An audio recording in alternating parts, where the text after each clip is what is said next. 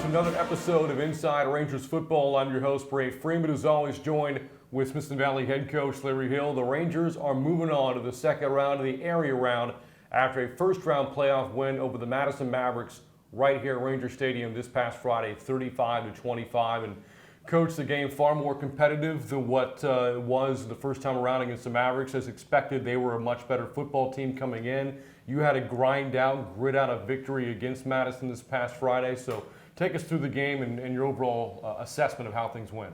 Well, you mentioned that. They had a lot of explosive playmakers that, we kind of dodged bullets on 7, 8, 10 weeks ago whenever we played prior to. And, they were able to get those guys the ball in space and make some big plays. Mm-hmm. And, we made a kicking game mistake early in the ball game that gave them a short field. And, so we expected it to be a war, and it was. But, in the end, we did the things you have to do to win. That is, the turnover margin always matters, and we 2-0 there. And explosive plays, I think we outdid them by about 3 on that. So, that matters. That matters. And, we felt like we left some crumbs on the table with some penalties, a couple drive-killing penalties, and a couple penalties that brought back some big kick returns. But in the end, we got our stops, 2 big interceptions, 1 in the red zone, 1 a big return that set up a touchdown. And, we're able to kind of take control of the game and keep the ball, keep the clock moving and that kind of thing, and win by 10 points, which is a win in advance. That's the goal in the playoffs. Looking at the ebbs and flows of the game, you fall behind 10-0, then you rattle off 28 unanswered to pull ahead 28-10. It kind of feels comfortable. Madison comes back, scores 15 straight, it's a 3-point game.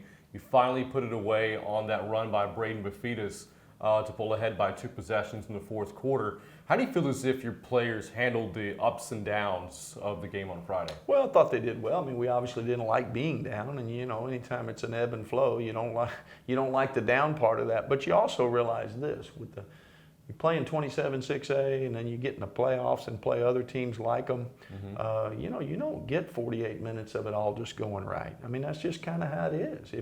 If you want that, you probably need to play at a different school that has a different schedule, that plays different opponents. It's not going to happen here. So our players are very aware of that, and while they're like me, they want everything to go well all the time. When it happens, okay, stay the course.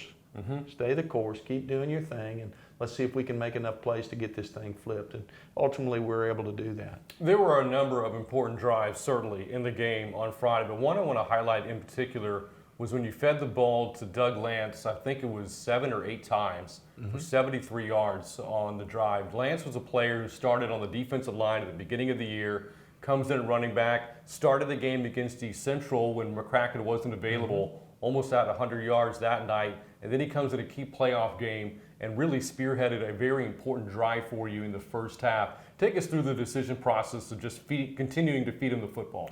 Well, Doug has shown the ability to be that style of back ever since he got here as a freshman a year ago. So very physical, downhill style of running, but he can make you miss as well, and he certainly knows how to finish a run. And he brings a little different look. Travis, of course, obviously has had a tremendous year. Malachi, when we bring him off of defense, he's a little different style. And, we're a very tailback-oriented run game in our style of offense. And so, we have no interest in giving the ball to one kid 35, 40 times. We'd like to have fresh legs. Doug and Travis and Malachi work together on that. And they are, as I said, a little different for the defense. And they're always chomping at the bit and eager to get in there. And so when they're in there, they really bring it. And we were real pleased with Doug's efforts. What's your overall take on the way that the defense played? You mentioned a couple of takeaways. There was an explosive player or two here or there for Madison, as expected to have talent at the skill positions. But what did you take away from the defense? Well, I thought we gave up the one explosive throw early in the game for a touchdown. There were some things that we felt like we should have do better with their possession passing game. Didn't defend that perhaps as well. We lost containment on the quarterback a little bit. I mean, if we're nitpicking, that's what we do. But in the end, bend but don't break. And then when they get out on your end of the field, find a way to get a stop or get turnovers, like as we did on the 2 big plays. The bottom line is we get enough stops to win, and we did that. Just like our offense and our kicking game, there's things we want to improve and do better on, but Main thing we want to do is win in advance, and our defense helped us do that. Again, for the second year in a row, Smithson Valley has won a first-round playoff game. They move on to the second round next week. But right now, we again revisit the playoff opening win over Madison and take a look at the big plays for the Rangers in our plays of the week. Let's go take a look. Our first big play of the week is a defensive play. You can see Madison's down in the red zone, nursing a lead, and we're trying to get our footing here early in the ball game. Try to battle back. We need something big on defense. We'll focus on sophomore cornerback Jackson Duffy. He's got an arrow pointing to him there on the extreme right side of the screen. He's going to make a big play. He's going to make a turnover. We're getting a little bit of pressure right there. You can see we're up the field pressuring with our senior Amari McKenzie. Kind of miss on him, but he's outside, and then another senior, Diego Hamilton, giving chase from inside, and then Malachi Lane, another senior linebacker, giving pressure from the front. So we're getting pressure, making him get out of his comfort zone and maybe make an errant throw, which he does. You can see he just barely got it away before we hit him, and then Jackson really extends himself right at the corner of the end zone, undercuts the receiver, and then he gets those feet down right inside the pylon in the navy blue end zone and makes a big play for us. When we needed it, big momentum changing play. From behind the offense, you get a chance to see it maybe from their point of view. Getting pressure again, there's Amari. We'd like for him to get upfield, not let the quarterback outside, but he does evade him. And then here comes Diego Hamilton, as I mentioned earlier, and then Malachi's coming to pressure from the front. And there's that throw. You can see Jackson making a great break on the ball, catching that thing at its high point, getting those feet down, and a big momentum-changing play, as we said. So that's play number one. Okay, we get focusing on a junior wide receiver here, TJ Hunt. He's at the very top of the screen, got one-on-one coverage, got everybody else committed to this side of the field, and he's going to make a great catch in the corner of the end zone. We got a little pump fake there by Derek. You can see we're pump faking the short route. Now, we don't really beat him badly. It's pretty tight coverage there, but Derek does a nice job of throwing the ball where only TJ can get it, and he goes up and extends right before he goes into the end zone, comes up with a big catch, a contested catch for a touchdown. From behind the offense, there's the pump fake. You can see Derek's got great pass protection. There's the throw. We got a little bit of separation. Ball's in the air. And right at the high point, he goes up just in time and elevates and takes the ball away from the safety. Tremendous play. Now we get another interception, the one I feel like really turns the game and gets the momentum going our way. Another senior, Tanner Donovan, playing a high safety there. You can see with the circle around him. Another big play, not only kills their drive, but we're going to get a big return. And, again, pressure causes it. The quarterback's having a hard time getting comfortable in the pocket, has to throw in a hurry. You can see Malachi Lane giving pressure from the side, takes him down. And now the ball flutters a little bit, and then Tanner jumps right in front of the receiver and makes the interception at the perfect takeoff point. Also get a big return out of it. Start getting some blocks up the field here. You can see we got 2 or 3 guys running interference. Makes a good cut, makes a cutback right there. Looks like the play's over, and he ends up getting 5, 6, 7 more yards. We get the ball all the way down to the 16-yard line. From behind the end zone, you can see there's Tanner. He's lurking in there behind our middle linebacker. Play unfolds, pressure again. He can't throw from the pocket, so now I got to find another place to throw, and as he does, he gets hit. Tanner makes a good break on the ball, catches it, undercuts the receiver, and now the fun starts. We got kind of a wall of blue there out in front of him. There's that cutback. He's going to make it right here that we talked about earlier. Gets all the way down to the 16-yard line. Tremendous momentum-changing play, which leads us to our last big play of the week. The very next play, the offense takes the field right after the interception, and we'll run a reverse to Braden Bafidis, junior wide receiver, kick returner, made so many big plays for us this year. Just a real well-executed misdirection play. We faked the ball to Travis McCracken. We pull some linemen over there to the right to draw the defense to the wide side of the field. Then we come out of the fake, and then we pitch it up to Braden. You can see we're already starting to wall some of these guys to the inside. And we get a pull here. This is junior Tyler Stone here on the extreme left side. He's pulling around for the cornerback, TJ Hunt, who caught the big pass a while ago. He's got the arrow on him there. He's sealing the defensive end inside. And so Braden's got a lot of room to get into that void right there. And we get a final cutback into the end zone untouched. It's rare that you get score untouched like that. But there's Braden. over on our left as we look at it, like the Madison defense would look at it. And you just watch the play unfold. Good fake. There it is. It got everybody kind of running that way, and we got angles. We're driving people away from what will eventually be the play side. There's Ty Stone out in front with Braden coming behind him. There's a good block. Good block up high in the end zone there. You can see another big block by TJ on the left. One final nudge there by our center, Britt Stoley, who's out in front, gets a little block on the safety, and we get it in the end zone. And those are our plays of the week. And Coach, one of the plays highlighted there was the touchdown catch by TJ Hunt. You only threw the ball, I think, 8 times or so in the game. It wasn't a big part of the game plan, only 2 completions. But boy, that was a big one. And TJ Hunt, what a big moment for him on such a big stage. Yeah, he's just continuously gotten better and better and better through the year. And he has provided some big catches for us. His role keeps increasing a bit. And, it's not surprising to us that he made the play, but it certainly came at an opportune time and helped flip the momentum back our way. So against Smithson Valley, a 35-25 win over Madison this past week. Up next, it is the Austin Bowie Bulldogs in the area round of the playoffs, the second round. A game we'll preview coming up right after this on Inside Rangers Football. Jeremy! Jeremy! Jeremy! Jeremy! Jeremy! Guys! That's who I'm on the phone with right now. Jeremy Fuller, my family's State Farm insurance agent. Jeremy! Jeremy! Jeremy! Did you call your parents yet? Jeremy! Jeremy! Jeremy! Let's go Rangers! What does the new Experience IQ do on the GVTC Wi-Fi app? Check it out. I'll be the parent and you be the teenagers. What? Malachi, get off your phone and study your playbook. Aw, man. Nick, are you learning about breeds of kittens? Gosh. So what? I can't have any privacy? Not with Experience IQ.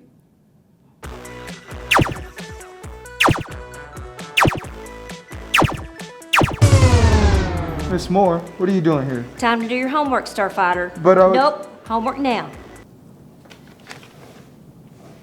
I don't like Experience IQ.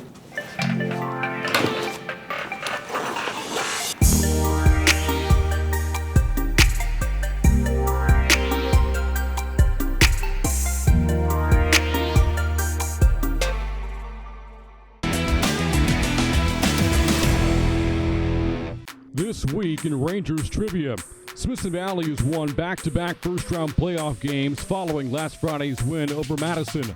The last time the Rangers won consecutive first-round playoff games was 2015, 16, and 17. Which 3 teams did they beat? Is the answer A, Reagan, Warren, and Jay, B, Reagan, O'Connor, and MacArthur, or C, Reagan, Brandeis, and Johnson? The answer is A, Reagan, Warren, and Jay. In 2015, Smithson Valley stunned Kellen Mond and Reagan in the opening round 17-7, blew out Warren 53-7 in 2016, and in 2017, Smithson Valley took care of Jay by a score of 37-9. So we go from Rangers trivia now into our preview of the opponent this Friday. Smithson Valley taking on the Austin Bowie Bulldogs. The game will take place at Texas State's Bobcat Stadium in San Marcos. Bowie, a football team that has a record of 9-2, and they're coming off a first-round win of their own. Very impressive over a very good Round Rock team, 13-3. Only 2 blemishes on the schedule so far for the Bulldogs, losses to Austin Westlake and Lake Travis. So this is a very good football team coming in. As expected, when you're in the second round of the playoffs, everybody is good. What are your initial impressions of this Bulldog football team? Well, they're just so good and solid at everything that they do. I wouldn't say they're an offensive football team or a defensive football team or a team that thrives in the kicking game. They're really good at all of those. They've got good players at every position. There's really no weakness to exploit. They have played some good teams, as you mentioned. Big win over Round Rock that, for whatever reason, seemed to be favored by most people. We haven't really seen either team all year, so we really had no idea who we were going to play. But for whatever reason, the consensus seemed to be that Round Rock would win the game. And looking at the game tape, it was not a fluke. The team that played the best that night clearly won the game. And we're going to have our hands full. You hear the term complementary football. You need the defense to complement the offense, and vice versa. And there are days in which one of the sides of the ball doesn't have its best day. Offensively, Bowie didn't blow the doors off this past Friday, but defensively, excellent. Held the Dragons to only 3 points, 7 sacks for Bowie's defense. They've also forced a couple of turnovers. Special teams had a blocked punt. As you look at the defense and special teams, what kind of challenges will they present to your offense on Friday? Well, they run a little bit different style of defense, the way they employ their linebackers, where they put them and that kind of thing, and they try to confuse blocking schemes. I think that's the biggest challenge, that their linebackers and their front guys are really tough to block, and Round Rock really had a hard time running the football, which was their forte. And got them into a bunch of obvious passing situations, and when they did that, they got pressure, covered well, made him hold the ball, and then they were able to get those sacks. And I think offensively, they moved the ball pretty consistently all night. I think the biggest thing that stood out offensively in their game was their 3rd and 4th down conversions. The 3rd and 3 and eke it out, the 4th and 2 and get 3 yards, and just kept drives alive, whether they ran it or threw it. Just kept making the plays that they needed to make on both sides of the ball, and they earned the victory. You look at the offense, and again, maybe not their best day on Friday, but this is a very good offense. They're averaging more than 33 points a game. You look, Noah Camacho is their lead back, over 1,000 yards rushing so far this season. Connor Kenyon, the quarterback, good touchdown to an interception ratio of 16-5. So as you look at the offense for the Bulldogs, what is it that they want to do? They're real diverse, and that makes it tough to defend. They're not relying just on the quarterback, or you mentioned the running back with 1,000 yards, but they're featuring other backs as well, going some wildcat, getting some touches for their inside receiver there. They're not throwing to one guy over and over out of one position, and there's a well thought out plan, and they're really good at all of it. So tough challenge for our defense. Football games, especially this time of year, aren't just decided by the play of an offense or a defense, but the intangibles. And you look back at the game against Madison from this past week, and you highlighted the penalties, and you highlighted some of the mistakes on special teams. How important will it be to clean those things up for this Friday? Well, yeah. I mean, unless it's a mismatch, and I don't characterize this game as a mismatch. I hope it isn't. But assuming that's not, it's going to boil down to things like that. There's going to be a key play here or there, or a key mistake, or a key conversion on a 3rd down, or a big kicking game play, or a crucial takeaway. The problem is, out of 160, 70 odd plays, you don't ever really know when that play or plays are going to occur. So you've got to be sharp throughout the whole game. And the teams that win in advance are the ones that keep getting better through the year and not satisfied with the status quo. Here we are playing our 12th game, second round, so let's just keep doing what we're doing and we'll be fine, because clearly that's been good enough to get us here. That's a mistake. The teams that practice well, pay attention well, and try to clean up things and try to improve their level of play, give themselves the best chance to win in advance. That's what we're going to try to do this week. Last week you had the luxury of getting to play here at Ranger Stadium. This week you're not having to travel too far. It's a neutral site game. It's kind of relatively close distance for both programs, so you expect there to be a good environment. Being able to play at Texas State's Bobcat Stadium in San Marcos, what kind of atmosphere are you expecting? Well, it should be a great night for football, Friday night, mid to late, and I guess more latter part of November now, and two good programs getting after each other, and shorter trips for both sets of fans, and there's not a whole lot of other games going on, so you get some neutral crowd that show up and want to see a good ball game as well. So I'm excited for our kids and coaches to have that opportunity. We look forward to it on Friday night. All right, Coach, best of luck. Thank you so much, Brant. Again, it is Smithson Valley against the Austin Bowie Bulldogs this Friday at 7 o'clock from Texas State's Bobcat Stadium in San Marcos. We'll have a recap of that game in next week's show. Until then, for head coach Larry Hill, I'm Brant Freeman. You've been watching Inside Rangers Football on the Rangers Network. We'll see you next time.